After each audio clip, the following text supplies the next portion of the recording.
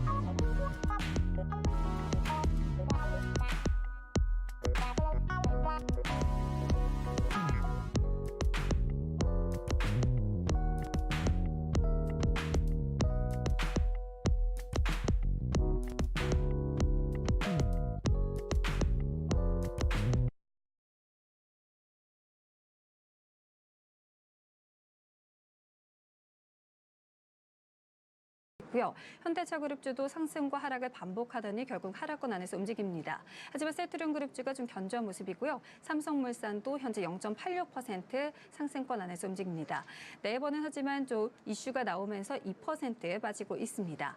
코스닥의 시총 상위 종목들의 흐름도 체크를 해보도록 하겠습니다.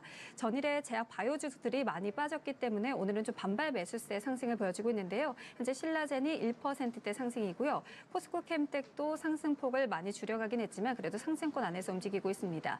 또한 조정이 좀 있었던 스튜드드래곤, 펄어비스도 오늘은 좀 반등에 성공하는 모습이 포착이 되고 있습니다.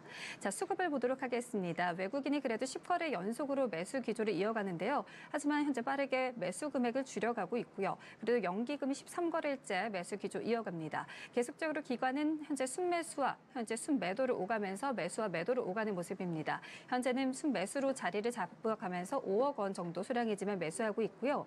코스닥에서는 외국인과 기관의 쌍끌이 매도세 기관이 300억 원 넘게 팔고 있습니다. 여기에 선물까지 외국인이 400억 원 넘게 순매도가 출회되고 있는 점 특징적으로 나오고 있습니다. 자, 특징주 살펴보도록 하겠습니다. 먼저 제지업종인데요. 4분기 실적 전망에 상승을 보여주고 있습니다. 4분기 호실적이 전망이 되면서 제지업종들이 좋은 모습인데요. 한창제지가 6%대 강세고요. 신대항제지도 3%대, 양봉의 크기가 확대가 되고 있습니다. 원달러 환율이 오늘 장중 1,130원대까지 터치를 했죠. 이는 환경이 제지 수출 환경 하는데 긍정적이다라는 분석이 나오면서 더욱더 좀 상승 탄력을 받고 있는 모습이고요. 또한 비철금속 업종도 살펴보도록 하겠습니다.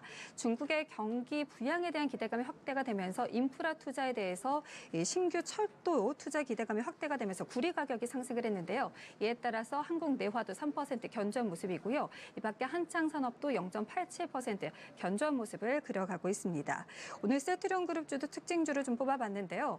트룩시마 항소심에서 승소를 했던 소식에 이틀 전에 좀 강세를 보였습니다. 하지만 전일에 제약 바이오주 빠지면서 함께 조정을 받았는데 오늘 다시 하루 만에 반등에 성공하면서 트룩시마 셀트리온이 1%대 상승이고요. 하지만 셀트리온 제약은 음봉으로 좀 전환하면서 현재 그래도 강세 안에서 움직이고 있습니다. 하지만 상승 탄력은 다소 둔화가 되는 모습 포착이 되고 있습니다.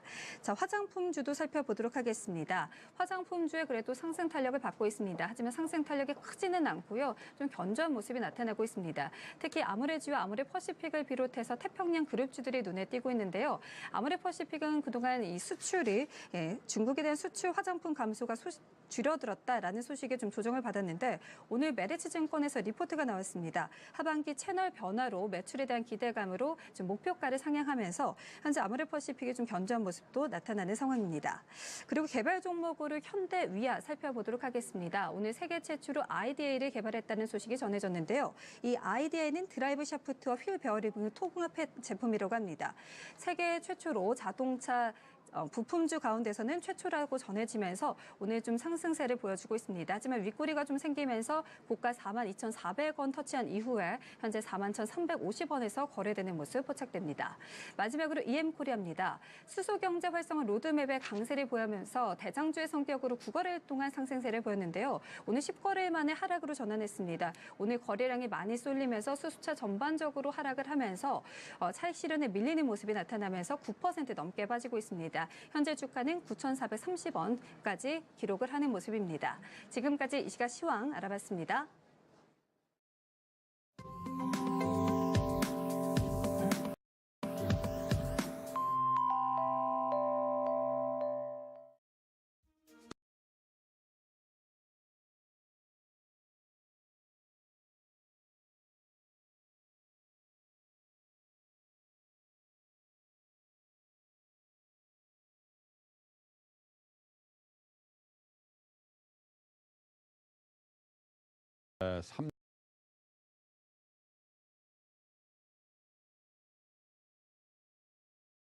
예상을 하고 있는 북미 정상회담을 위한 실무 협상이라고 알려져 있죠. 우리 측에 한반도 특별교섭본부장이죠. 평화교섭본부장이죠. 이도훈 교섭본부장과 북한의 외무성 부상이죠. 최선희 부상 그리고 미국의 대북정책 특별 담당인 비건 이렇게 3자가 회동을 했는데 이 회담의 결과에 따라서 아마 북미 간 정상회담의 일정들이 조율이 됐지 않나 이런 생각이 들어서요. 오늘은 한국국가전략연구원의 문성묵 통일전략센터장을 모시고 북미 관계 또 한반도에 흐르는 정세가 어떤 변화를 보이고 있는지에 대해서 연초라서 한번 점검을 해보겠습니다. 문성묵 통일전략센터장 모시겠습니다. 어서 오십시오. 네, 안녕하십니까. 오랜만에 뵙겠습니다. 네, 안녕하십니까. 자, 말씀드렸습니다마는 워싱턴 DC에 이어서 스웨덴의 스톡홀름 인근으로 회담 장소로 옮겨서 지금 3자 간의 회동이 끝났습니다. 네. 근데 예상보다는 조금 일찍 끝났다. 분위기는 나쁘지 않았을 것이다. 이런 전망들이 보도에 이어지고 있는데 네. 전문가 입장에서 센터장님께서는 어떻게 보셨는지요? 네, 그러니까 문재인 대통령이 수석 보좌관 회의를 통해서 그런 얘기를 했습니다. 자기가 들은 바로는 상당히 지금 분위기가 좋다. 예.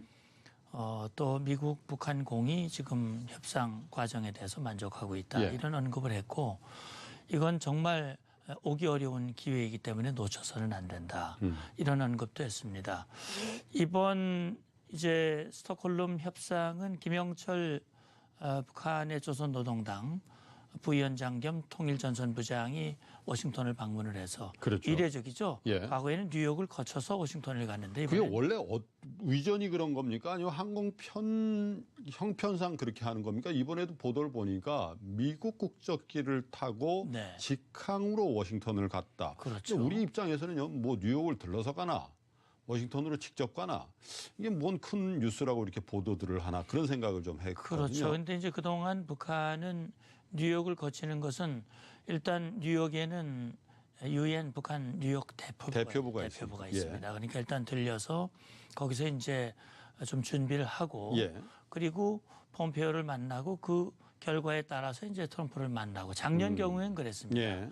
근데 금년에는 바로 워싱턴으로 직행했다고 하는 것은 예. 물밑 교섭을 통해서 북미 네. 간에 충분히 입장 조율이 됐고 예. 사실 결과를 보면 폼페오 장관과는 50분을 만나고 트럼프 대통령과는 90분을 만났어요. 그러니까 어떻게 보면 폼페오를 만난 거는 좀 형식적으로 만났고 예. 본론은 트럼프를 만난 거였다. 이렇게 볼 수도 있는 거거든요. 그러니까 뭐 꼭 그런 건 아니겠습니다만 트럼프 대통령을 만나러 간 거고 네.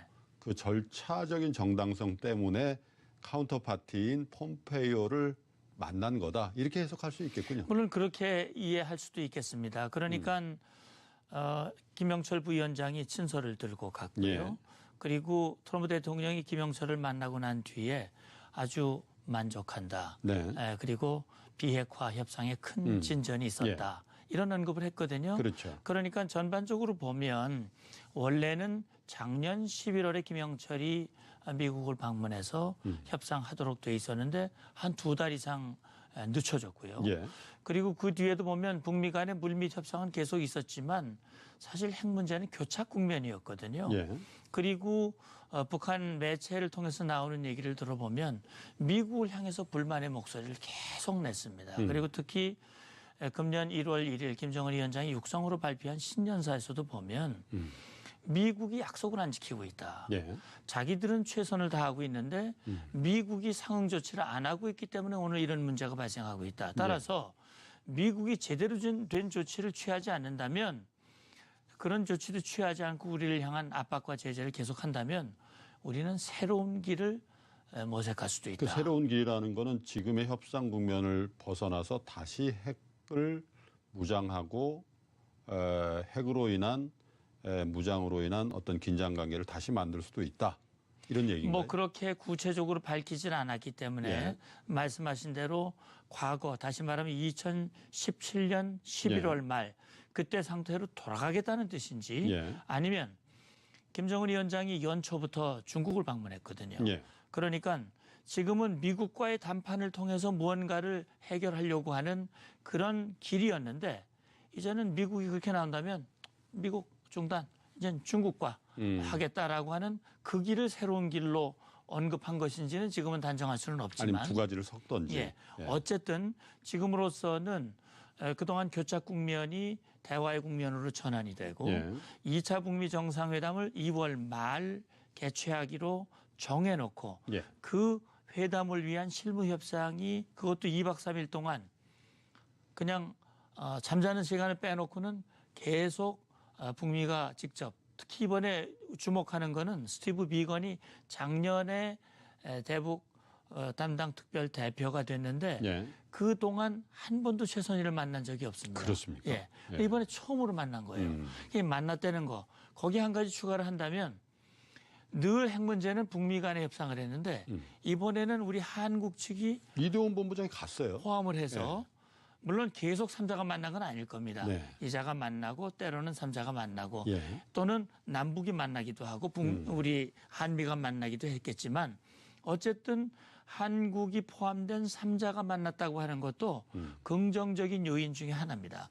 따라서 지금 상황은 일단 긍정적인 모멘텀에 접어들었다. 다만 중요한 것은 회담이 열리느냐 안 열리느냐 하는 것도 중요하지만 이 회담에서 어떤 그렇죠. 결과가 도출되느냐 예. 하는 건 더 중요한 건데 아직은 그 부분은 공개된 게 없기 때문에 단정적으로 말씀드리기는 어려울 그렇군요. 것 같습니다. 분위기가 이렇게 나쁜 것 같지 않다라는 조심스러운 전망은 있으나 사실은 작년 6월 12일입니까? 싱가포르 1차 정상회담을 목전에 두고도 이 굉장한 기대가 있었잖아요. 그럼요. 회담 시작하고 하기 직전까지만 하더라도 뭔가 획기적인 결과가 나올 것이다라는 게 대부분의 관측이었단 말이에요. 근데 네. 사실은 정말 실망스러운 결과가 나와서 별게 없었단 말이죠. 그렇죠. 그런데 이번에는 두 번째 만나다 보니까 미국의 트럼프 대통령도 또 김정은 위원장도 또 상대방은 아닙니다만 어떻게 보면 이 회담의 주선자의 역할을 어쨌든 우리 문재인 대통령이 한 걸로 봐야 되지 않습니까? 네. 1차에 관한 한. 그렇기 때문에 우리 대한민국도 뭔가 이번에는 뭐가 있지 않겠나. 그렇게 하지 않으면 과연 트럼프 대통령이 미국 내의 어떤 정치적인 입장이라는 게 이번에도 헛방이냐. 뭐 이럴 수도 있잖아요. 그럼요. 말씀하신 대로 작년 6월 10일 1차 미북 북미 정상회담이 있었는데 역사적인 일이죠. 예. 처음으로 만난 거니까요. 적대관계 이후에. 그러니까 이 기대감을 증폭시킨 그 장본인은 트럼프 대통령입니다. 그렇죠. 트럼프 대통령 자신이 빨리 만나고 싶다. 만나기만 하면 북핵 문제가 근본적으로 해결될 것이다. 예. 나는 역대 어떤 대통령이 했던 못해낸 일을 나는 할 것이다. 그런 예. 얘기를 했고 실제 6.12 정상회담 직후에 김정은 위원장도 그런 얘기를 했습니다. 이제 전 세계는 이제까지 보지 못했던 놀라운 일을 보게 될 것이다. 그런 얘기를 함으로써 6.12 성명 내용 자체는 원론적이고 별 내용이 없었습니다만 그 이후에 뭔가 북한 핵 문제가 해결될 수 있는 놀라운 변화가 있지 않겠느냐라는 기대감이 있었는데 지금 6월부터 거의 반년 이상 반년 지나도록 예. 뭐 별다른 진전이 없단 말이죠. 그래서 그런지 트럼프 대통령이 작년과는 굉장히 다른 모습이거든요. 예. 트윗도 아주 신중하고요. 예. 또 뭐 진전이 있었다고 말은 하지만 그렇게 기대감을 증폭시키지는 않고 있습니다. 예. 말씀하신 대로 지금 트럼프 대통령은 미국 국내적으로 굉장히 어려움에 처해 있죠. 지지율도 뭐 바닥이고. 셧다운 문제도 예. 그렇고 지금 특검도 곧 발표가 될 것이고 여러 가지로 문제가 있는 상황인데다가 하원은 또 민주당이 장악을 했고 그렇죠. 그래서 1차 회담과 같은 결과가 다시 반복이 된다면 이건 트럼프 대통령 입자가 뭐 너무나 나빠질 거란 말이죠. 그렇기 때문에 이번에는 자타가 공인할 수 있는 그런 결과가 나와야 되는데 예. 그 결과가 과연 나올 수 있겠느냐 하는 부분인데 저는 그렇게 봅니다. 지금 김정은 위원장도 그렇게 느긋할 입장은 아닙니다. 경제적으로 매우 예. 어렵기 때문에 이번에야말로 기회를 놓치지 말고 정말 제대로 된 조치를 함으로써 뭔가 돌파구를 마련했으면 좋겠다라는 게 저도 참 기대하는 바입니다. 근데 이제 센터장님께서 트럼프 대통령의 정치적인 미국 내의 입장과 경제적인 측면에서의 김정은 위원장의 입장이라는 게 자타가 인정할 만한 결과물을 도출할 만한 충분한 성숙된 상황이 연출되고 있다라고 하셨는데 지금 화면에 나왔던 6월 12일 같은 경우, 작년 6월 12일 같은 경우는 자신들만 인정한 거고 이 관전자의 입장이나 해당 국민들의 입장에서는 전혀 인정할 수가 없는 거였는데 네. 2월 말이니까 사실 한 달 어간 남았다고 보는 거죠. 약속대로 지켜진다면 네. 이제 결과를 좀 기대해 봐야 될 듯한데 한 가지 좀 그 걱정스러운 것은 이것이 미중 간의 문제처럼 돈에 관련된 거, 무역에 관련된 거라면 그 기대를 한껏 부풀려도 뭔가 100점이 아니면 80점이라도 나올 것 같은데 이 핵 문제이기 때문에 이것은 100점짜리가 있고 80점짜리가 있고 50점 빵점이 있는 게 아니라 100점 아니면 빵점 아니냐 이거예요. 예. 핵폐기 아니면 핵폐기 안 하는 거니까 적어도 우리 국민들 입장에서 핵폐기에 확실한 뭔가가 나오지 않으면 미국민들이나 우리 입장에서도 이걸 어떻게 점수를 줄 수 있냐 이런 생각이 든단 말이에요. 그렇죠. 근데 이제 우리가 여기서 주목할 부분이 이런 겁니다. 핵폐기라고 하는 것이 단번에 이루어지는 건 아니기 때문에 결국은 일정한 절차가 필요하고 또 그 절차마다 해야 할 조치들이 있어야 되는 거니까 그렇죠. 적어도 지금 우리가 이제 생각해 볼 수 있는 것은 트럼프 대통령도 그랬고 폼페이오 장관도 그랬고 미국의 확고한 목표는 FFVD, 그전에 CVID라는 용어를 썼죠. 예. 완전하고 검증 가능하고 되돌이킬 수 없는 그런 비핵화.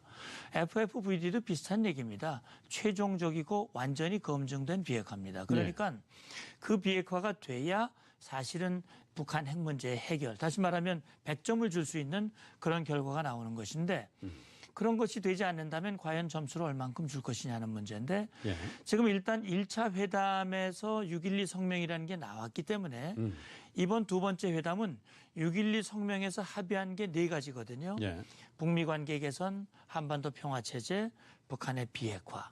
그다음에 이제 유해 발굴인데 이건 뭐 마이너한 문제니까 이 3가지에 대해서 적어도 이번 회담에서 아까 말씀드린 대로 FFVD라고 하는 분명한 목표, 그다음에 목표를 이루어가는 일정표, 그 단계들을 몽땅 묶어서 합의를 하고 그 첫 번째 조치로서 예를 들어서 영변 핵시설에 대해서 신고하고 검증하고 폐기한다.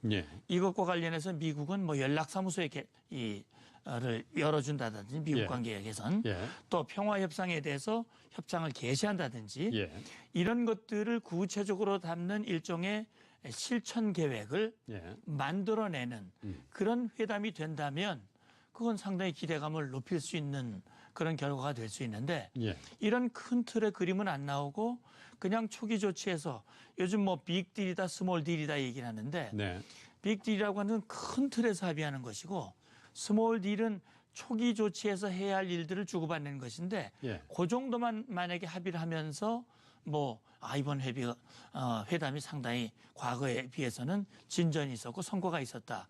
이렇게 한다면 그건 아마 자타공인 아니라는 거죠. 자타공인이 안 될 수 있는 거지요. 한쪽에서는요, 이제 북한이 내놓아야 될 거는 지금 말씀하신 완벽한 비핵화에 대한 로드맵과 그 실천에 대한 스케줄인데 반대쪽에서 미국이 북한과 김정은 위원장에게 줘야 될 거는 경제 제재를 풀어주는 문제가 제일 급해 보입니다. 실제로 중국 전문가들 모셔서 얘기를 나눠보면은 중국 쪽으로의 수출이 90%나 급감했다. 그건 이제 뭐 정확한 데이터인지는 모르겠습니다만 그렇게들 많이 말씀하시고 그렇게 많이들 표현은 안 하지만 어쨌든 중국 의존적인 경제 체제인 북한의 사정을 감안해서 볼 때는 속으로는 굉장히 힘들 것이다. 그것이 또 회담장으로 향하는 김정은 위원장의 일종의 추진력이 될 수도 있는 상황이라서 어느 정도의 양보를 받고 어느 정도의 경제 제재를 풀어주는 아까 말씀하신 스몰 딜에 관련해서도 기대가 좀 있지 않나 이런 생각이 듭니다. 그러니까 제가 말씀드린 대로 큰 틀에서 합의를 하고 초기 조치로서 지금 그동안 나온 얘기는 풍계리 핵실험장 또 동창리 미사일 발사장의 검증, 그다음에 영변 핵시설에 대한 이제 폐기 문제 이런 것들을 놓고 미국이 이를테면 지금 이제 북한에 대한 제재가 여러 가지로 이루어지고 있는데 그 제재 중에서 일부를 완화해 주는 오늘 보도를 보면 북한이 필요로 하는 원유, 특히 석유, 정제유의 공급량을 좀 늘려주는 그런 조치들을 검토를 한다. 연락사무소를 검토한다. 또 미국민의 북한 방문을 허용한다. 그 외에 지금 나오고 있는 얘기는 김정은 위원장이 금년 신년사를 통해서 개성공단의 재가동, 또 금강산 관광의 재개 이런 것들을 요구를 했단 말이죠. 그렇다면 이 부분에 대해서 어떻게 이 미국이 주선을 해서 유엔 안보리의 제재의 예외 또는 면제 조치를 취해줄 것인가 예. 하는 부분들도 아마 이번에 포괄적으로 논의됐을 가능성이 있다고 봅니다. 그러니까 적어도 미국은 비핵화와 관련해서 확실하게 미국 국민들이나 국제사회에 자 비핵화에 이 정도의 합의를 했다. 다시 말하면 유엔 안보리의 일부 제재를 좀 완화 또는 면제해 줄 수 있는 예. 분명한 명분을 확보했다라고 하는 그런 결과가 나와야 되는 것이고 김정은 위원장도 지금 극심하게 어려운 이런 상황 속에서 이걸 풀어갈 수 있는 뭔가 계기 그런 것들을 만족시켜 줄 수 있는 그런 내용들을 두고 지금 서로의 카드를 이제 서로 보고 확인하고 그걸 가지고 이제 돌아가서 보고를 하고 검토를 했을 겁니다. 아마 제가 볼 땐 스톡홀름에서 만남으로 끝나는 것이 아닐 거고 예. 또 2차, 3차 실무 협상 또 필요하다면 폼페이오와 김영철 간의 협상 이런 것들이 있을 것이고 예. 아직은 2월 말에 열리는 것으로 개략적으로 발표가 됐지만 구체적인 일정, 구체적인 장소가 나오면 그다음에는 작년 6월 12일 같이 이제 미국 백악관의 비서실장과 김창선 의전 담당 예. 이런 사람들이 직접 만나서 구체적인 협상으로 이제 들어가야 하는 그런 절차들이 이제 나와야 되는데 그게 나온다면 한층 더 진전된 모습을 볼 수 있지 않을까 하는 생각이 듭니다. 그렇군요.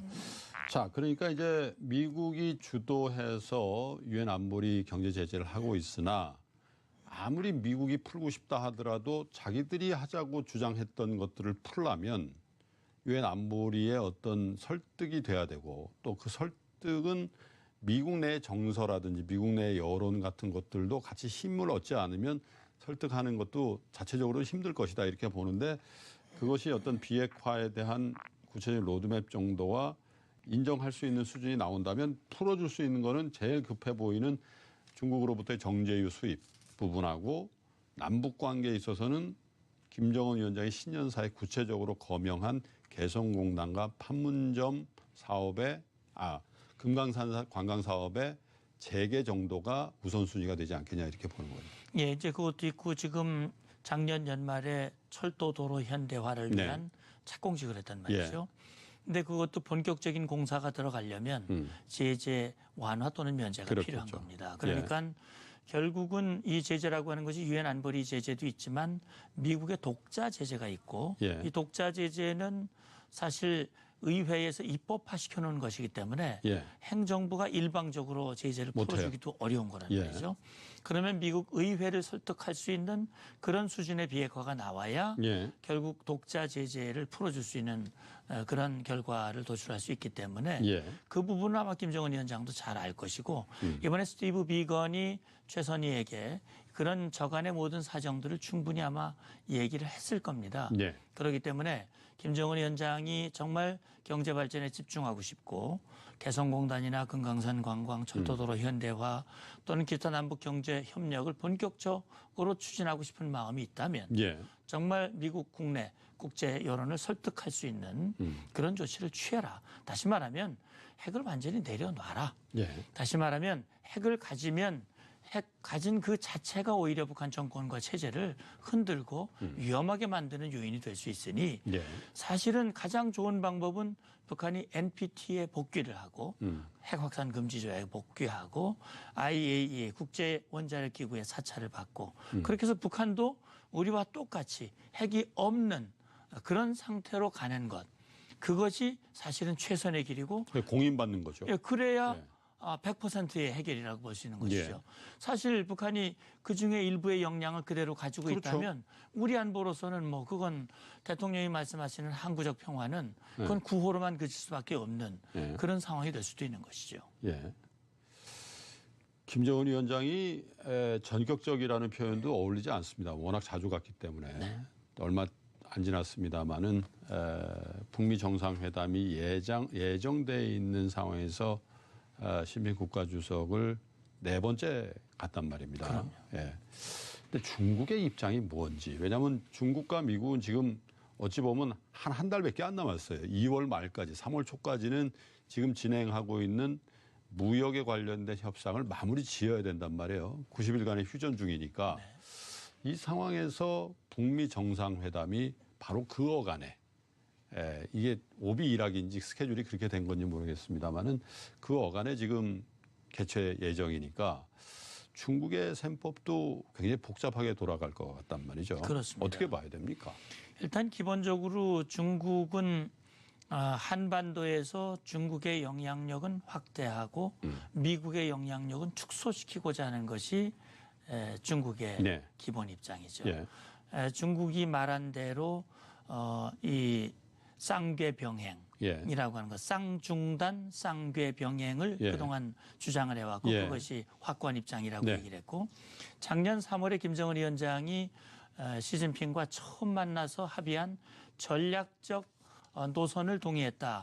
전략적 노선에 동의했다라고 하면서 발표한 것이 단계적 동시적 조치입니다. 예. 미국이 원하는 건 일괄 타결을 해서 해결하는 것인데 그걸 예. 잘게 잘라서 단계적으로 동시적으로 조치한다는 것은 예. 결국은 북한 핵을 매개로 해서 한미연합연습 중단시키고 전략자산의 전개도 중단시키고 그렇게 해서 미국의 영향력을 한반도에서 축소시키고 전차적으로 중국이 북한을 포함해서 예. 우리 대한민국에 대해서도 영향력을 확대하려고 하는 것이 그렇죠. 중국의 기본 입장인데 예. 그러니까 미국은 그 중국의 입장을 꿰뚫고 김정은이 시진핑만 만나면 강경한 자세로 돌아서더라. 그러니까요. 중국이 이 방해꾼이다. 이제 이런 얘기인데 그렇다면 지금 말씀하신 대로 미국과 중국 사이에 무역 협상이 이루어지고 있고 90일간의 휴전이 이제 만료일이 다가오고 있는데 공교롭게도 이 핵 협상도 그렇게 되고 있습니다. 그러니까요.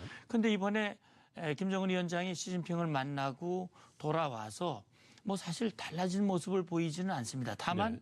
이제 김영철이 미국에 가서 친서도 전달하고 지금 오늘의 협상 국면이 있다고 하는 것은 뭔가 시진핑 주석도 김정은에게 빨리 가서 해라. 잘해라. 예, 우리도 사실은 이 트럼프의 비율을 맞추지 않으면 우리도 굉장히 어려우니 예. 좀 가서 잘해라.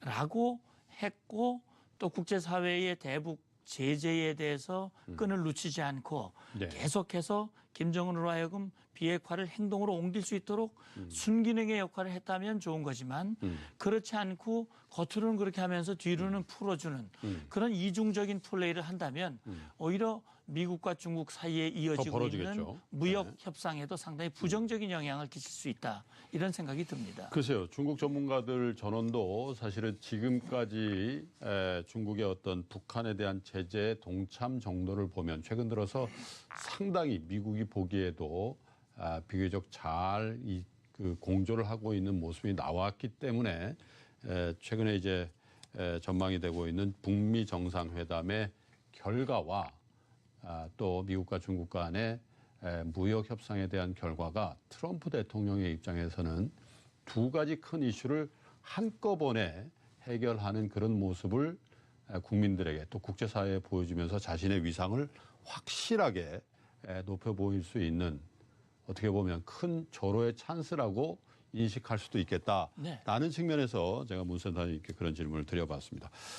자, 2월 말에 예정이 돼 있으니까 2월 말까지 또 상황이 급변하고 그러면 센터장님 다시 한번 좀 모시겠습니다. 네. 나와 주십시오. 네, 감사합니다. 오늘 고맙습니다. 네. 예. 한국국가전략연구원의 문성묵 통일전략센터장과 협상이 진행 중인 북미 정상회담 또 중국과의 관련된 얘기들 이어봤습니다. 잠시 후에 여러분 다시 뵙겠습니다.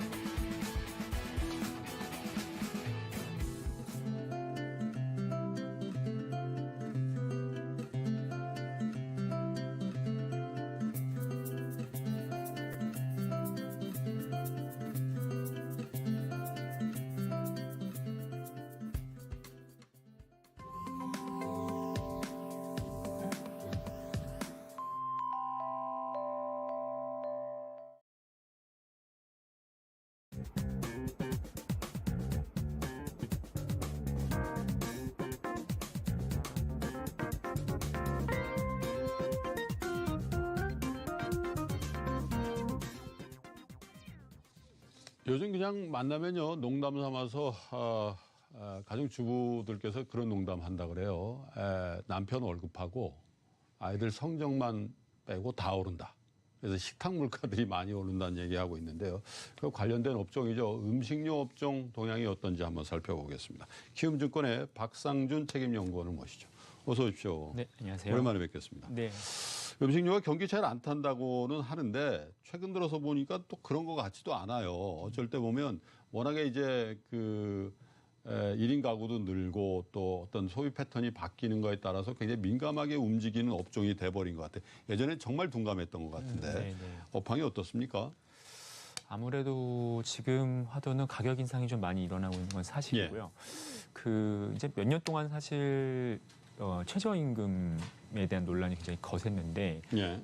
18년도에도 많이 올랐고 19년에도 지금 인상이 됐죠. 그래서 예. 업체들 입장에서 이제 인건비 부담이 굉장히 커졌고 그리고 이제 제조업체 단까지는 아니지만 외식업체들을 보면 이쪽은 이제 임대료가 많이 올랐거든요. 예. 부동산이 워낙 몇 년간 호황이었기 때문에 그래서 전반적으로 고정비 부담이 있다 보니까 가격으로 전가하려는 움직임들이 좀 있는 상황입니다. 그래서 최근에 섹터가 주목을 받는 이유는 전반적으로 이제 경기 측면에서 걱정하는 그런 시그널들이 나오면서 상대적으로 대안이 됐던 부분도 있지만 기본적으로 물가, CPI 뭐 이런 것들이 좀 자극을 받을 수 있다라는 논리들이 붙은 거고요. 실제 가공식품 CPI 상승률은 1%대에서 지금 2%대로 넘어가는 올라가요? 네, 그리고 외식 서비스의 CPI 상승률도 2%대에서 지금 3%대로 진입한 상황입니다. 그래서 전반적으로 좀 코스트 푸시 인플레이션 기대감이 있는 종목들이 저희는 아웃퍼폼 할 거라고 기대를 하고 있습니다. 근데 우리 시청자 여러분들이나 투자자 여러분들이 좀 헷갈릴 수 있을 것 같아요. 회사들 입장에서는 물가가 올라간다, CPI가 네. 올라간다 네. 이 얘기가 네, 사실 원재료 가격이라든지 인건비라든지 임대료나 이런 것들이 비용 아니겠어요? 그렇죠. 그러니까 비용을 전가한다 하더라도 과연 그 비용의 상승보다 플러스 알파를 해야지만 이 네. 업종이 수익이 개선되는 거잖아요. 그렇죠. 근데 소비자들이 지금 경기 안 좋고 지금 주머니 사정이 안 좋은데 그렇게 올리면 매출이 혹시 떨어지지 않을까 그런 걱정이 있잖아요. 음식료는 이제 기본적으로 재화나 뭐 예. 외식 서비스도 그렇고요. 그 예. 서비스의 성격 자체가 가격에 대한 탄력성이 그렇게 높지는 않습니다. 그렇기 때문에 말씀하시는 이제 그러니까 판가가 올라갔을 때 수량이 줄어드는 거에 대한 우려는 예. 상대적으로 좀 적다고 볼 수 있고요. 실제 뭐 소주나 맥주, 그다음에 탄산음료 이런 게 그래도 조금 빈번하게 단가를 올려왔던 제품들인데 예. 수량이 감소하진 않아요. 시장 그래요. 규모가. 시장 규모는 스테디하게 그래도 조금씩은 증가하거나 적어도 유지 정도는 하는 이제 그런 그림들을 보여왔기 때문에 제 생각에는 어쨌든 P가 올라가는 효과가 Q의 저항보다는 훨씬 클 거다라고 보고 있습니다. 그렇죠. P라는 게 프라이스고 네, Q라는 게 그렇죠. 퀀터티죠. 네네. 근데 지난번에 나오셨을 때 네. 이런 말씀을 주셨어요. 저가 기억나는 거는 몇 개 이 종목을 좀 보시죠 이렇게 말씀드리고 나서 동원 F&B입니까? 네. 예, 동원 F&B 말씀을 하시면서 참치 업가 말씀을 하시고 네. 또 이 수익성이 개선될 여지가 있는 회사다. 네. 제가 잊어버릴까 봐 네. 일단 그 종목에 대한 네. 업데이트를 좀 해보고 동원 F&B요. 예. 뭐 억가 하락은 여전히 유효합니다. 지금 더 캐탈리스트 되는 거는 예. 저희가 그래서 제가 지금 정확히 방송 시점이 기억나진 않는데 그때만 해도 유가가 작년 하반기니까 아마 지금 가격대보다는 좀 낮은 가격대였던 네. 그 다음에 제 기억에는 30만 원대까지 상당히 오르다가 또 빠졌다가 조금 다시 올랐다가 조정됐고. 지금 다시 네, 하락하고 네, 네. 있어요. 근데 이제 밴드는 계속 저는 올라가고 있다 보고 있고요. 뭐 가격이라는 거는 뭐 거래에 따라 좀 왔다 갔다 하는 부분이 있기 때문에 네. 전반적으로 뭐 실적이나 주가는 아직 우상향하는 그림이 유효하다 보고 저희가 처음에 주목했던 억가 하락 그 포인트가 여전히 유효하나 이런 측면에서 보면은 이게 참치 억가는 이제 사이클이 바뀌면 이제 예. 2에서 3년 정도는 그 상태가 이제 지속이 되고요. 예. 올해는 이제 우리나라 어선 그러니까 선사들이 그러니까 뭐 동원산업 같은 회사들 있죠. 신규 어선이 또 들어오거든요. 예. 공급 증가 요인이 있어요. 어선 쪽에서. 그리고 지금 이제 코스트 단을 보면 유가가 많이 빠졌죠. 네, 저희가 사실 나와서 얘기 드릴 때만 해도 유가가 제 기억이 맞다면 60에서 70불 정도는 그렇습니다. 됐었던 예. 것 같은데 지금은 이제 40불대, 50불대로 내려와 있기 때문에 예. 이 이제 어선을 운영하는 사람들 입장에서는 코스트가 내려간 거거든요. 그렇겠네요. 네, 그래서 참치 어가가 이런 경우에는 하방 압력을 받습니다. 시차를 두고. 그래서 저희는 어가가 YOY로 뭐 10에서 뭐 많이 빠지면 20%까지 빠지는 거는 여전히 유효하다 보고 있고 지금 이제 계절적 비수기이기 때문에 현재 또 상황이 굉장히 또 도드라지고 있다 이렇게 좀 말씀을 좀 드리고 있습니다. 그렇군요. 네. 요즘에 뭐 낚시 프로그램이 워낙 인기다 보니까 네, 네. 해외 가서 이제 뭐 참치 낚시도 하고 그러는데 그렇게 참치 잡기가 어려운데 이 동원 F&B 여기는 참치 그렇게 잘 잡는가 봐요. 그건 이제 물론 낚시는 이제 횟감이죠. 네, 횟감이기 때문에 네. 낚시로 잡는 게 아니라 그물로 잡습니다만 네. 어쨌든 간에 참 살아있는 생물을 잡아가지고 그걸 네. 산업에 투입하고 제품을 만들어서 파는 거기 때문에 그냥 얼핏 생각하기에는 야, 저 참치 잘 안 잡히면 어떡하지? 그래서 어가 올라가면 어떡하지? 그래서 여쭤보는 거예요. 그러니까 너무 가변적이지 않냐? 가변적이지 않냐. 라면 업체다 그러면 라면이 뭐 잘못될 일은 별로 없을 것 같은데. 그렇죠. 가변성이 있습니다. 예. 맞고요. 근데 좀 그 이제 캐치 환경, 그러니까 어떻게 보면 이제 어획의 효율성, 뭐 생산성에 대한 부분이 예측이 어렵지 않냐. 뭐 저도 사실 뭐 라면 업체보다 그 예측이 어려운 건 맞는 것 같고요. 근데 이제 올겨울이 안 추웠죠. 그래서 예. 뭐 이제 유통업체들 뉴스 나오는 거 보면 백화점 의류 매출이 저조하고 예. 그래서 뭐 11월 기존점이 뭐 안 좋았다 이런 얘기들이 많이 나오는데 예. 안 추울수록 아무래도 이제 참치는 이제 그 따뜻한 온도를 좋아하기 때문에요. 예. 상대적으로 이제 잘 잡힐 수 있는 어떻게 보면은 많이 잡힐 수 있는 환경인 거죠. 17년도는 라니냐가 약간 있었어요. 라니냐는 이제 해수면의 온도가 평년보다 낮은 거거든요. 예. 네, 그래서 참치가 더 안 잡혔고 안 잡혔겠네요. 그때 가격이 예. 2,000불을 넘었죠. 어가가. 근데 이제 올해는 반대거든요. 엘니뇨권에가 있어요. 그 예. ONI 지수가. 그러니까 평년보다 아하. 해수면 온도가 플러스라는 거는 따뜻하다는 거죠. 그래서 예. 어획 쪽 여건은 오히려 작년보다 더 좋다. 그래서 그렇게 보면은 이제 어선은 이제 지금 기본적인 디자인 캐파라고 할 수 있는 어선은 늘고 어획 여건도 좋기 때문에 거기다 원가도 빠졌고 가격이 여기서 오른다라고 보기에는 시즈널티 효과 말고는 제가 볼 때는 없다. 그렇군요. 예, 그래서 저희는 하락 쪽에 무게를 두고 플레이하는 게 여전히 맞다라고 좀 의견을 드리고 있습니다. 제품 가격은 고정이 돼 있고 원재료인 참치 어가가 빠지면 그렇죠. 동원 F&B는 당연히 수익성이 개선이 된다. 네, 이런 원가율이 얘기죠. 많이 개선되겠죠. 네. 라면 업계 지형도 한번 여쭤볼게요. 네. 그냥 우리 시청자 여러분들도 다 공감하실 텐데 네, 네. 일사 독주 체제가 깨진 거는 한참 된 것 같고 그렇죠. 예, 네. 2위 업체 부상의 선도 업체인 농심이죠. 농심이 상당히 곤욕을 치르고 있다라는 그런 네. 인상을 갖고 있단 말이에요. 그렇습니다. 실제로 마켓쉐어라든지 이익이라든지 이런 부분, 물론 이제 오뚜기 같은 경우에 라면만 하는 건 아니니까 네. 뭐 농심에 비하면 라면 노출이 그만큼 덜 합니다만 어떻게 봐야 됩니까?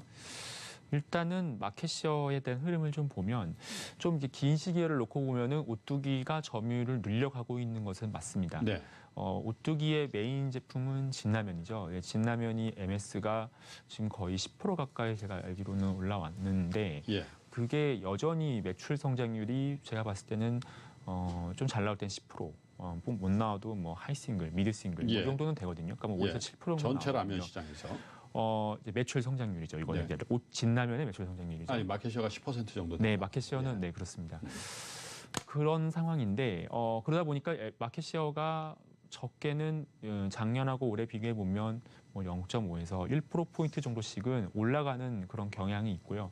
거기다가 지금 최근에 신제품 플레이도 굉장히 잘했습니다. 이 신제품은 사실 이제 트렌드를 타기 때문에 MS의 변동성이 생기긴 하지만 예. 뭐 최근에 나온 뭐 쇠고기 미역국 라면 같은 게 굉장히 이제 그 시장에 좋은 반응을 얻으면서 글쎄요. MS가 제가 판단하기로는 중량 기준으로 봤을 때는 거의 20% 중후반까지 와 있는 이제 그런 상황이고요. 예. 그 다음에 이제 다른 업체들을 보면 이 농심하고 삼양식품이 지금 좀 이제 MS가 왔다 갔다 하고 있는데 이 삼양식품이 이제 불닭이 굉장히 히트를 쳤죠. 뭐 수출로도 히트를 쳤지만 내수에서도 이제 까르보나라 불닭볶음면이라는 게 2018년도 초에 굉장히 잘 팔렸습니다. 예. 근데 지금은 이제 그 신제품 효과가 이제 떨어졌군요. 네, 약발이 다 했다고 주가가 표현할 수 그걸 있겠죠. 반영한 거 네, 주가가 그걸 또 반영한 부분도 있고 또 중국 수출도 지금 좀 안 좋고요. 그래서 삼양식품의 마켓시어를 농심이 좀 가져오면서 좀 일부 회복했다 예. 이런 표현이 좀 적당할 것 같고요.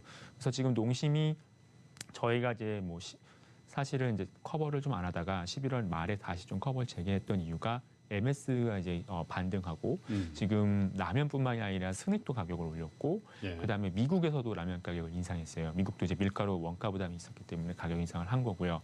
여기에 지금 유가가 빠지면 농심이 이제 그 포장재 들에 대한 이제 원재료 단가가 내려가기 때문에 그렇죠. P와 C의 그러니까 판가와 원가의 스프레드가 개선이 됩니다. 그래서 예. 그런 측면에서 이제 농심이 MS 반등과 그런 스프레드 개선을 이렇게 사람들이 좀 보고 투자를 한 거다라고 좀 볼 수 있을 것 같고요. 향후 마켓시어에 대한 부분은 저는 이제 진라면이 워낙 저가기 때문에 그 엣지는 좀 유효할 거라고 생각을 하고 있어서 농심이 요거를 이제 신제품을 통해서 얼마나 잘 방어하느냐가 향후 좀 관전 포인트라고 보고 있습니다. 네. 신라면의 MS는 얼마나 됩니까? 현재? 신라면은 10% 중반 정도는 되고요. 예. 신라면의 마켓시어는 빠지지 않아요. 그러니까 신라면이 아닌 세컨티어 브랜드들의 MS가 농심 내에서 맞습니다. 예. 세컨티어 브랜드들의 마켓시어가 내려가는 거고요. 뭐 제가 뭐 이 제품별로 이제 마케팅을 어떻게 언제 하느냐에 따라서 왔다 갔다 하는 부분은 있지만 어쨌든 신라면 외에 나머지 제품에서 MS가 빠지는 게 농심에게 조금 더 안 좋은 부분입니다. 뭐 네. 다른 주가도 그렇습니다만 농심도 전형적으로 10월 말에 21만 원대에 저점을 네. 형성한 이후에 네, 네. 그 후 한 7만 원 정도의 상승이 있었으니까 글쎄요. 다른 그 제조업체라든지 서비스 업체에 비해서 주가적인 측면에서 반등은 상당히 규모 있게 이루어졌다. 이렇게 보는 게 또 우리 박상준 연구원이 보시기에 MS의 하락이 이제 멈춰지는 정도의 그런 상황을 반영하는 거 아닌가 싶은데. 네. 또 한 가지가요. 음식료 중에 주류 업체들 있잖아요. 네, 네. 그런데 대표적으로 이제 하이트진로가 아마 네. 상장 주류 업체로 대표주인데 네, 네. 요즘 맥주 사러 가거나 아니면 맥주를 마시러 저녁에 회식을 한다는 그러면 전에는 하이트 아니면 뭐 오비 그리고 또 뭐죠 카스 네, 네. 이 선택권밖에 없었는데 네. 요즘 외산도 굉장히 많고 또 네네. 수제 맥주 시장이 엄청 큰 것 같아요. 네, 네. 그러면 이 회사의 주가는 좀 좋지 않겠다 이런 생각을 네. 그냥 피상적으로 하실 수 있을 것 같은데 실제로 어떻습니까? 뭐 이미 이제 주가가 반영을 하고 있죠. 그런 부분들을 뭐 저희가 편의점에 이제 가면은 뭐 4캔에 10,000원 이런 예. 맥주들이 굉장히 많고 식당을 가면은 뭐 식당은 좀 거기보다는 그래도 덜 하긴 하지만 뭐 이제 조금 고급 술집을 가면 이제 소비자들이 아무래도 이제 국내산 소주나 맥주보다는 조금 예. 다른 술들을 많이 찾으시죠. 그렇죠. 뭐 예를 들면 조금 도수가 높은 고급 소주도 들어갈 것 같고, 예. 그리고 이제 말씀하신 수제 맥주나 이제 외산 맥주, 좀 브랜드 인지도가 있는 맥주들 이제 그런 것들을 많이 찾다 보니까 예. 국산 맥주 업체들의 시장 점유율, 특히 소주보다는 국산 맥주 업체들의 시장 점유율이 몇 년간 많이 하락했습니다. 예. 실제가 맞고요. 그 데이터를 보더라도 수입 맥주 마켓시어가 거의 뭐 20%까지 올라온 상황이고 국산 맥주가 지금 80%인데 그 방향성도 계속 지금 수입 맥주가 올랐거든요. 그래서 이제 그런 부분들이 주가에 이제 안 좋게 반영이 됐고요. 앞으로는 어떨 거냐라고 보면은 지금 맥주 시장은 저는 2019년이 격변의 시점이라고 좀 생각을 해요. 예. 그러니까 사실 소비재의 마켓시어는 생각보다는 안정적으로 흘러가는데 격변이라고 보는 거는 일단은 최근에 수입 맥주가 일부 중저가 세그먼트에서는 역성장하는 모습이 나타나고 그래요? 있고 이제 관세청 세관 데이터를 보면 수입 맥주의 성장률, 증가율이 둔화되거나 일시적으로 마이너스가 나오는 경우도 나오고요. 예. 한 몇 년 동안 거의 30% 내외 성장률을 보였거든요. 그리고 최근에 정부가 이제 들고 나온 카드는 종량세입니다. 그래서 이 종량세는 수입 맥주한테 좀 불리한 세제이기 때문에 어떻게 분리하죠? 국산 맥주에 유리해지는 거고요. 저희가 이제 세금을 매길 때는 어떤 과세 표준 기준이라는 게 있는데 그렇죠. 지금은 종가세입니다. 네, 가격에다가 이제 세금을 매기는 거거든요. 예. 과세 표준이 100원이면 가격이 100원이면 거기다 세금을 매기는 건데 종량세는 용량에다 세금을 매기는 거죠. 예. 근데 수입 맥주는 이제 저희가 생각할 때는 가격이 비싸니까 종량세로 하면은 세금이 줄어들 것 같지만 지금 수입 맥주의 과세 표준은 원가입니다. 실질적으로 예. 판가가 아니고 그래서 요 원가라는 거는 제조업체가 어떻게 보면 조정할 수가 있거든요. 예. 그래서 미국에서 뭐 버드와이저 같은 맥주를 생산해서 나온 그 가격을 한국의 세관에 넣을 때 낮게 책정해서 넣고 그거를 유통업체가 낮은 그렇겠네요. 가격에 매입을 해서 가격이 세금을 생기네요. 덜 내고 그러고 이제 판매를 했기 때문에 예. 이제 많은 세금이 낮으니까 싼 맥주들이 나왔던 거거든요. 근데 종량세가 되면 현재 정부안이 835원이에요. 리터당 주세가.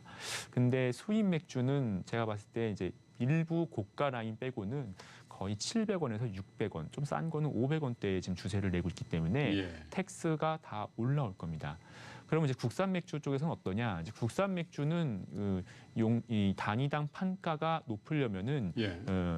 이 유통되는 단위가 작아야 돼요. 그러니까 소용량이어야 되죠. 소용량 맥주는 용기별로 보면은 캔 맥주죠. 네, 캔 맥주는 보통 저희가 이제 시중에서 구매를 하실 때 355ml나 500ml 단위로 이제 구매를 하기 때문에 단위당 판가가 높습니다. 그래서 주세가 리터당 거의 1,100원에서 200원 정도가 나가고 있어요.